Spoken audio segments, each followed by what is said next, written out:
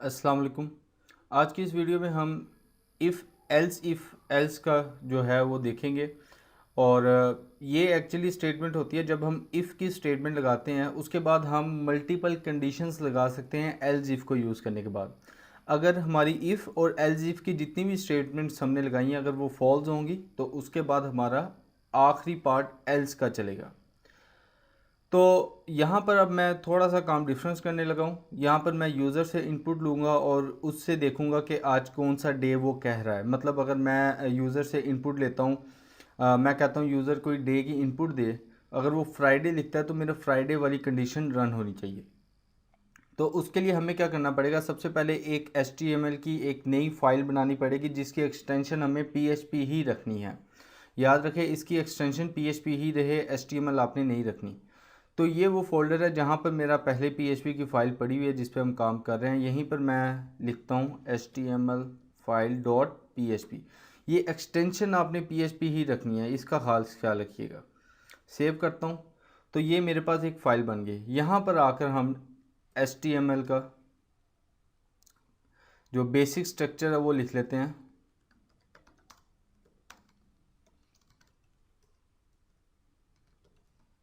ठीक है, और ये हमारे पास HTML का बेसिक स्ट्रक्चर है। अब यहाँ पर मैंने आपको पहले बताया था प्रीरिक्विजिट्स में कि हमें HTML और जावास्क्रिप्ट का नॉलेज होना चाहिए, तो होपफुली आपको HTML का नॉलेज होगा। तो यहाँ पर हम एक फॉर्म बनाते हैं HTML में, लेकिन उसमें दो तीन चीज़ें नई ऐड करते हैं। अगर आपको वो समझ ना आए तो आप बॉदर मत ना हो जाइएगा, क्योंकि हमने इसके बारे में आगे डिटेल्स समझनी है। लेकिन आप मेथड समझिएगा कि हो क्या रहा है। सबसे पहले हम फॉर्म के अंदर एक्शन लिखेंगे। अब एक्शन क्या है? एक्शन वो है जहाँ पर हमने ये डाटा भेजना है। हम इसी पेज के ऊपर भी ले सकते हैं, लेकिन वो बात की बात है, हम इस वीडियो में उस पर नहीं आएंगे। एक्शन असल में कीवर्ड यूज़ होता है कि हमने ये डाटा किस पेज पर भेजना है। अब मैं क्योंकि भेजना चाह रहा हूँ बाइट डॉट PHP के पेज पर, तो मुझे क्या करना है, एक्शन में अपना ये पेज लिखना है बाइट PHP। ठीक है, डॉट PHP भी आप लिख लें, PHP। तो ये मैंने एक्शन के ऊपर अपना पेज लिखा। अब यहाँ पर आकर एक और चीज़ आती है जो कि आती है मेथड। अब मेथड क्या है? मेथड असल में होता है कि इधर हमारे पास दो मेथड होते हैं, पोस्ट और गेट का। इन दोनों में डिफरेंस क्या है ये हम आगे जाके देखेंगे, लेकिन यहाँ पर मैं क्योंकि कहीं डाटा भेज रहा हूँ तो मुझे यूज़ करना है पोस्ट, और ये फॉर्म मेरा हो गया क्लोज। अब मैं चाह रहा हूँ कि यूज़र से मैं डे लूँ, अगर वो कहे कि इट्स फ्राइडे तो फिर मैं उसको उसी के अगेंस्ट एक्शन परफॉर्म करूँ। तो मैं यहाँ लिखूँगा प्लीज़ या फिर डे। ठीक है, यहाँ पर इनपुट फील्ड ले लेते हैं एक, इनपुट टाइप टेक्स्ट, क्योंकि टेक्स्ट लेना चाह रहे हैं। अब ये नेम है, ये नेम असल में यूज़ होता है कि हमने जब दूसरे पे डेटाबेस में भी यूज़ होता है, और दूसरी इसका काम यह है कि हमने जब भी इस डाटा एक्सेस करना है इस फॉर्म से, तो हमें पता होना चाहिए कौन सी इनपुट फील्ड से हम डाटा ले रहे हैं। तो इसका आप कोई भी नाम रख सकते हैं, मैं ABC रख देता हूँ, कोई भी आप नाम रख सकते हैं। ठीक है, तो उसके बाद अब हमें एक बटन चाहिए जिससे हम सबमिट का बटन हम कर लेते हैं, सबमिट। ठीक है, सबमिट का बटन होता है हमारे पास, तो इसका नेम अभी वैसे ज़रूरत नहीं है, बाद में ज़रूरत होती है।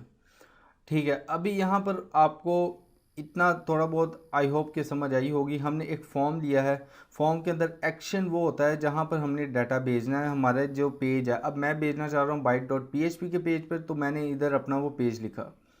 उसके बाद मेथड होता है कि आपने मेथड किस तरीके से भेजना है, तो मैं पोस्ट का यूज़ कर रहा हूँ, इसके बारे में हम आगे जाके डिस्कस करेंगे। ये इनपुट फील्ड है, सिंपल HTML का फॉर्म बना हुआ है, इसके अलावा और कोई नहीं है। अब हमारा जो काम है इसको हम पहले रन करके देख लेते हैं। यहाँ पर हम लिखते हैं अब लोकल होस्ट 8080 और PHP सैम्पल मेरा फोल्डर है, इसको ऑन कर लेते हैं। अब यहाँ पर देखें हमारे पास कुछ फाइल्स हैं, HTML की फ़ाइल जो कि हमने बनाई, तो ये देखिए मेरे पास HTML की फ़ाइल आ गई। ये मेरे पास ये फॉर्म जो मैंने बनाया उसकी आउटपुट है। ठीक है, इस फॉर्म की अभी ये कुछ नहीं कर रहा, क्योंकि अभी डाटा की अगर मैं कुछ लिखूँगा भी तो आप देखिएगा बस एरर आ रहा है, क्योंकि हमने कुछ भी आगे इसको सेंड नहीं कर रहे, उसको पता ही नहीं है सेंड कहाँ करना है। तो उसके लिए अब हमें क्या करना है, ये पेज हमने HTML के पेज पे बना लिया। अब हम जाते हैं बाइट डॉट PHP के पेज पे। यहाँ पर हमने वो डाटा रिसीव किस तरह से करना है डाटा को रिसीव करने का तरीका है $, फिर इस तरह पोस्ट, और आगे जाकर आपने ब्रैकेट्स के अंदर वो लिखना है जो कि आपने यहाँ पर नेम लिखा है। अब ये क्योंकि हमें इस फील्ड से डाटा गेट करना है, इस फील्ड से, तो हमें इस फील्ड का नेम बताना होगा, तो वो है ABC।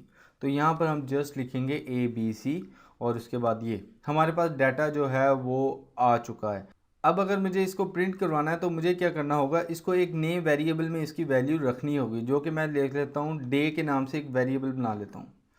अब डे के नाम से जो वेरिएबल है इसमें वैल्यू किसकी चलेगी, ABC की फील्ड की, जो कि हमारे पास ये HTML में है, इसकी वैल्यू चलेगी अब हमारे पास डे के जो वेरिएबल है इसमें।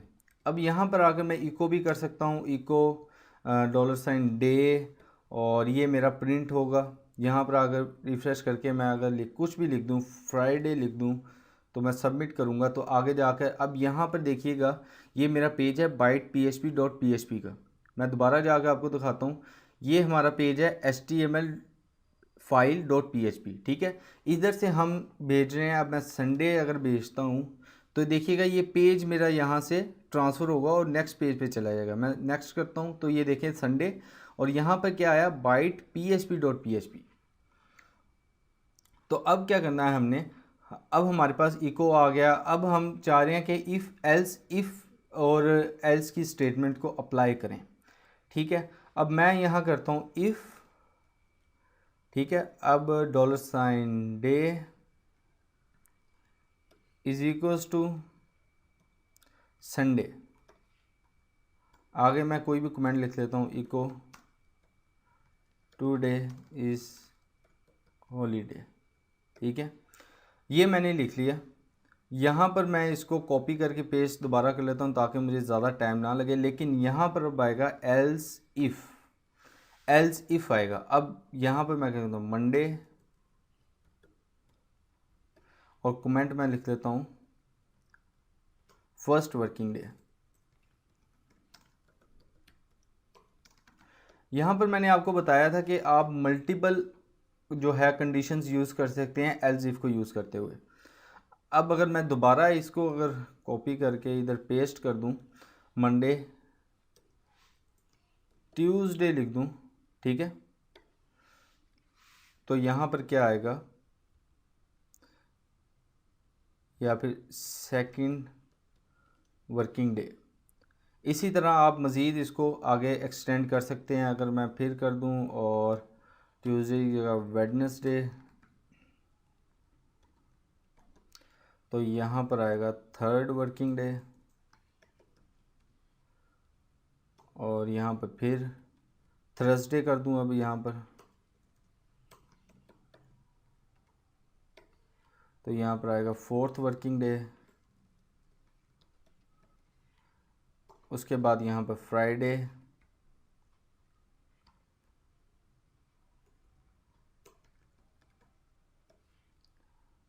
अब यहाँ पर लिखते हैं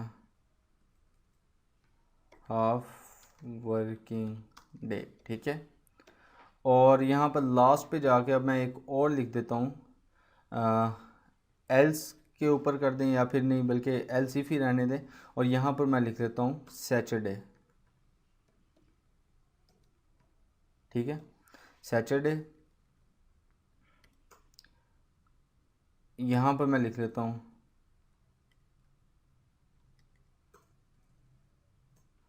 टुडे इज़ हॉलीडे, ठीक है। यहाँ पर मैंने लिख दिया हॉलीडे। अब यहाँ पर फ़र्ज़ करें वो कुछ ऐसा कीवर्ड ऐड कर देता है जो कि है ही नहीं, तो यहाँ पर हम एल्स स्टेटमेंट यूज़ कर सकते हैं। यहाँ पर लिख सकते हैं echo please enter correct day name, ठीक है। अब ये मेरी भी एक स्टेटमेंट होगी। अगर आपको समझ नहीं आए तो मैं आपको यहाँ पर भी बताता हूँ। यहाँ से मैंने डाटा लिया, यहाँ से डाटा लिया, एक्शन पे मैंने वो डाटा भेजा कहाँ पर, बाइट PHP में। यहाँ से डाटा मैंने रिसीव किया, ठीक है। रिसीव करने के बाद मैंने क्या किया, मैंने कहा अगर आज संडे उसने लिखा है तो उसको ये मैसेज शो हो, अगर उसने संडे लिखा है तो ये मैसेज शो होगा, और उसको नीचे वाली कोई स्टेटमेंट रन नहीं होगी। याद रखें, नीचे वाली कोई स्टेटमेंट रन नहीं होगी। अगर फॉर एग्ज़ाम्पल अगर उसने मंडे लिखा है तो सिर्फ इतना पीस ऑफ कोड एग्जीक्यूट होगा, नीचे वाली कोई स्टेटमेंट एग्जीक्यूट नहीं होगी। तो इसी तरह सबसे पहले मैंने इसमें आपको बताना था कि आप मल्टीपल कंडीशंस यूज़ कर सकते हैं, मल्टीपल आप इसमें लगा के उसके बाद एल्स के पार्ट से आप इसको टर्मिनेट कर सकते हैं, इस कंडीशनल इफ़ एल्स को। अब इसमें जाकर हम रन करते हैं और देखते हैं क्या होता है। यहाँ पर आएँ, यहाँ पर रिफ़्रेश करें। अब यहाँ पर मैं लिखता हूँ फॉर एग्ज़ाम्पल सैटरडे लिख देता हूँ, सैटरडे। यहाँ पर मैं सबमिट करूँगा तो यहाँ पर कोई एरर आ रहा है, एरर लाइन नंबर 8 में, लाइन नंबर 8 में एरर आ रहा है, ये नहीं डाला हुआ। ठीक है, बाकियों के भी ज़रा देख लें अगर कोई मसला आया तो। नहीं, बाकी ठीक है। अब यहाँ पर आकर जब मैं दोबारा रिफ़्रेश करूँगा और इधर लिखता हूँ सैटरडे और इधर सबमिट, तो देखें टुडे इज़ हॉलीडे, ये डे 2 बार आ गया है हमारे पास। तो यहाँ से हम क्या करेंगे, इसको रिमूव कर देंगे। तो यहाँ पर आकर दोबारा हम सैटरडे लिखेंगे, Saturday, submit, today is holiday. इसी तरह अब अगर हम मंडे लिखें, मंडे, ठीक है, सबमिट करते हैं, फर्स्ट वर्किंग डे। आप अब वेडनेसडे लिख लें, वेडनेसडे, सबमिट, थर्ड हॉलीडे। तो होपफुली आपको इसका थोड़ा बहुत आइडिया हो गया होगा। अब मैं यहाँ पर आपको एक और चीज़ दिखाता हूँ। अगर मैंने यहाँ पर वापस आकर यहाँ पर लिख दिया संडे, ठीक है, जब मैं सबमिट करूँगा तो एरर जनरेट होगा। देखें वो कह रहा है please enter correct day name, else के पार्ट पे चला गया। उसकी वजह क्या है, क्योंकि संडे तो मैंने लिखा है, लेकिन उसकी वजह ये है कि इधर हमारे पास हम रिस्ट्रिक्ट होते हैं कि अगर हमने एस बड़ा लिखा है तो एस बड़ा ही लिखना है, अगर हमने यहाँ पर वाई बड़ा लिखा है तो वो हमें वाई बड़ा ही चाहिए। तो इसमें वो क्या करता है कि ये केस सेंसिटिव होता है। इसमें अगर आपने केस सेंसिटिविटी का ख्याल ना रखा तो एरर जनरेट होंगे और आप इसमें बहुत ज़्यादा फिर दिमाग लगाएंगे कि हुआ क्या है और फिर आपको समझ नहीं आएगी यहाँ पर। तो इस चीज़ का ख़ास ख्याल रखिएगा कि हमने अगर यहाँ पर एस बढ़ा है तो हमें उधर इनपुट फील्ड में भी एस बढ़ा ही देना है। ठीक है, क्योंकि अब उसे संडे नहीं मिला तो वो कह रहा है please enter correct day name, else के पार्ट पे चला गया। यहाँ पर अगर मैं एस बड़ा कर दूंगा तो दिस इज़